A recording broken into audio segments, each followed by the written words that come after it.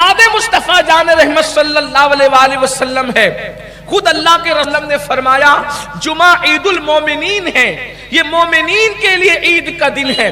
الحمدللہ پورے ہندوستان بھر میں جمعۃ المبارکہ منایا جاتا ہے، ہندوستان میں نہیں پوری دنیا میں منایا جاتا ہے، لیکن ہندوستان کی اگر بات کریں تو ہمارے گنبد و مینار کے شہر مالیگاؤں میں جس انداز سے جمعہ منایا جاتا ہے اس انداز کا جمعہ میں نے ہندوستان کے کسی شہر میں نہیں دیکھا۔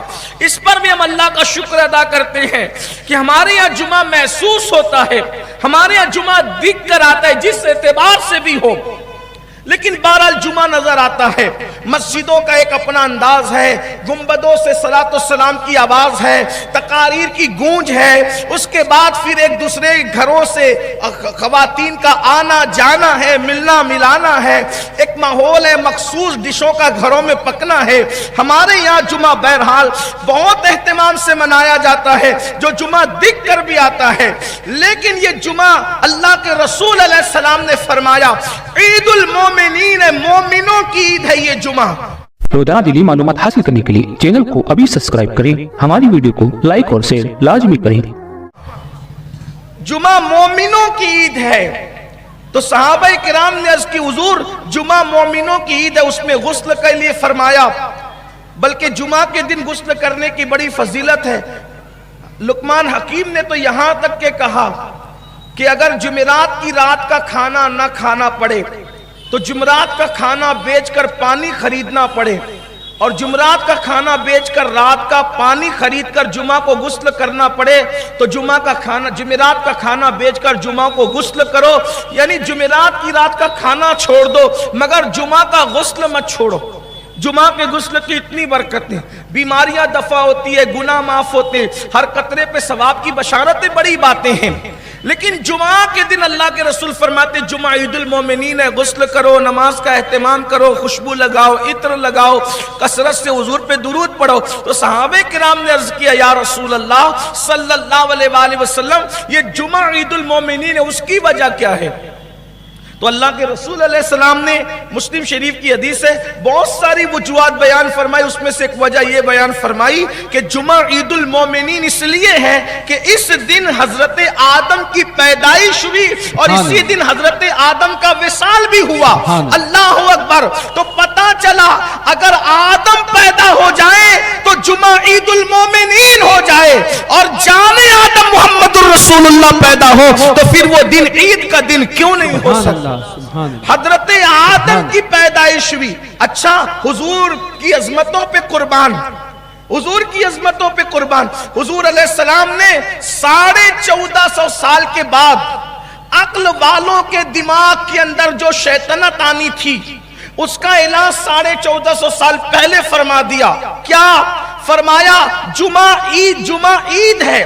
عید کے دن کیا کرتے ہیں؟ خوشیاں ہی مناتے ہیں نا۔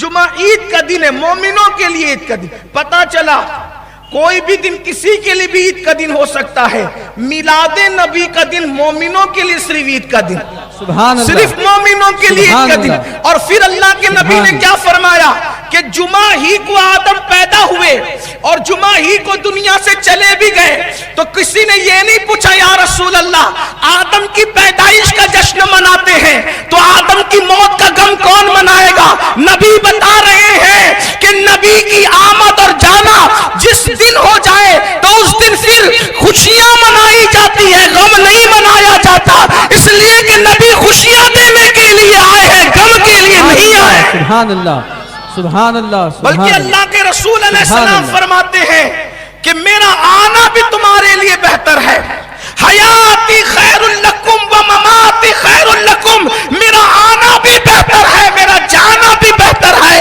آیا اس لیے ہوں تاکہ تمہیں شریعت کا راستہ چلا دوں، اور جانا اس لیے ہے کہ تمہارے جانے سے پہلے جنت کی راہیں تمہارے لیے ہموار کر دوں۔ سبحان اللہ، سبحان اللہ۔ آنا بھی بہتر ہے اور جانا بھی بہتر ہے، اس لیے ہم نبی کی آمد پر بھی خوشی مناتے ہیں۔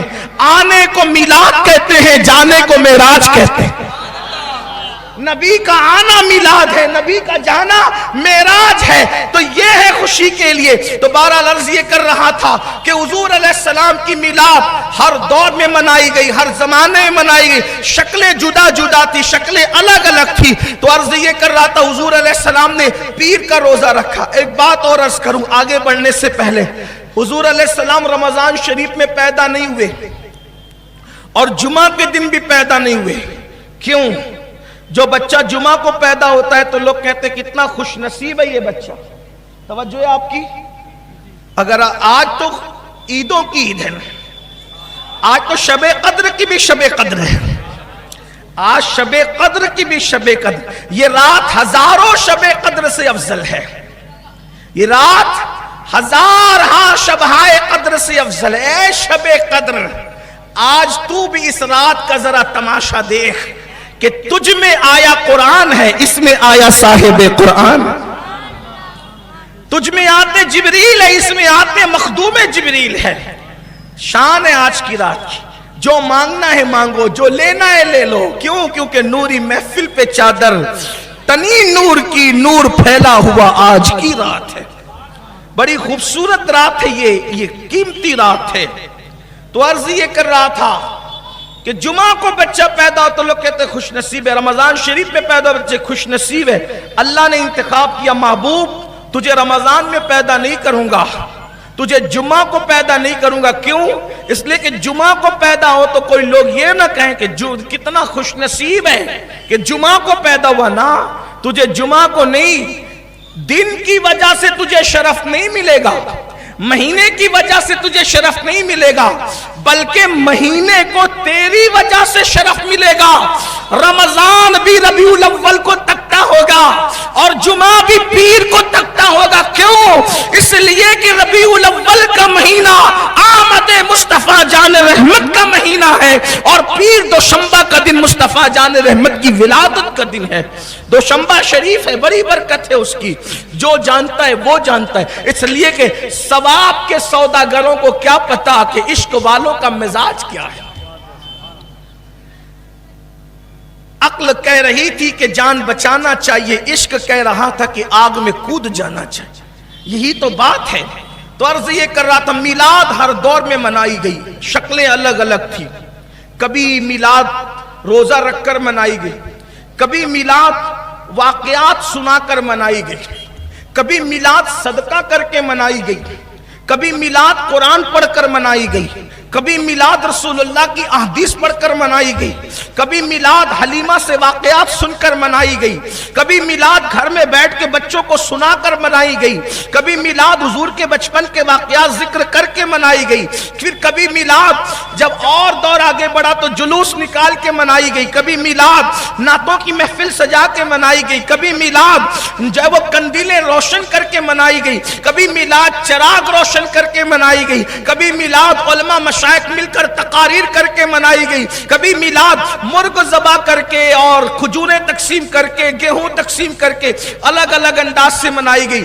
یہاں تک کہ ابن حجر مفتی اعظم مکہ، اپنے دور کے مفتی اعظم مکہ شیخ الاسلام والمسلمین علامہ ابن حجر مکی نے یہاں تک لکھا کہ جب میلاد کا دن آیا تو سیدنا صدیق اکبر نے 100 اونٹ ذبح کیے۔ امام جلال الدین سیوطی نے الحاوی للفتاوی میں لکھا صدیق اکبر نے 100 اونٹ ذبح کیے۔ امام سیوطی نے لکھا سیدنا ابو ہریرہ رضی اللہ تعالیٰ عنہ حضور کی میلاد کے دن جو ہے وہ آپ نے گیہوں تقسیم فرمائے، یہ ہوتا رہا۔